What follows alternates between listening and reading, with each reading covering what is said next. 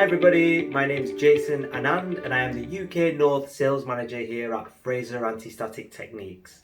Welcome to our second video in our 7-video series of the 7 Golden Rules of Static Electricity. I'm here today with Kevin to talk about the second rule, which is understanding what our customers want to achieve.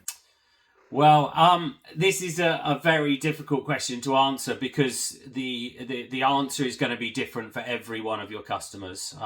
Almost everybody that I speak to has a slightly different agenda. Some common ones are quality of product. They're trying to produce a higher quality product, and that could be that they're trying to just produce overall a better quality of product and static is causing problems. It could be that they're trying to produce a better quality product for their customer, for instance.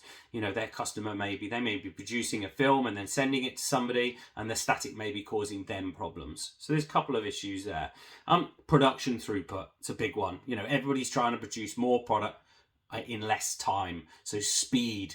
Static may be causing the product to, interact or not behave in the way that they want it to.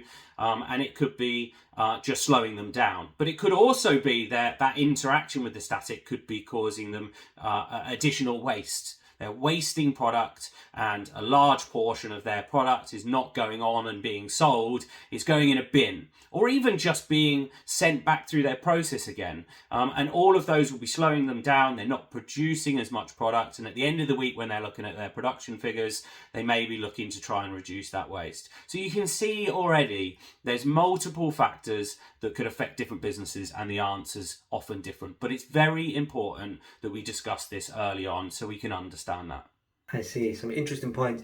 And when we're looking at what it is the customer wants to achieve, what are really the effects of getting it wrong from your experience? You know what, Jason, put simply, you just may not see the outcome that you were looking for. Anti-static equipment installed in the wrong position may solve the problem that you need, but it may also not solve that problem. So my advice is think about it internally.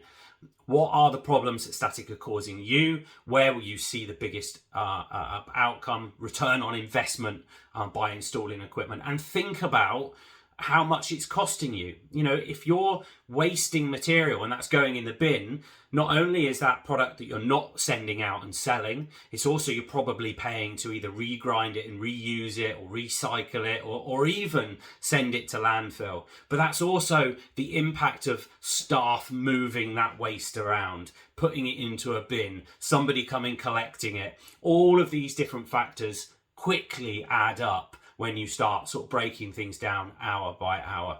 So think about these things, and then quite happily you could engage with Fraser, and we'll happily talk about these subjects with you. Thanks again for that, Kevin. Some really good points that you've made there. And if I can just add, having recently joined Fraser and being new to the static industry, I'm learning every day. I can honestly say I use the 7 Golden Rules daily, both for my understanding and to help my customers with the correct solutions. Talking of solutions, in our next video, the 3rd rule, we're going to cover the static triangle, which will help you guys when you're looking at your processes to better understand which solution is right for you.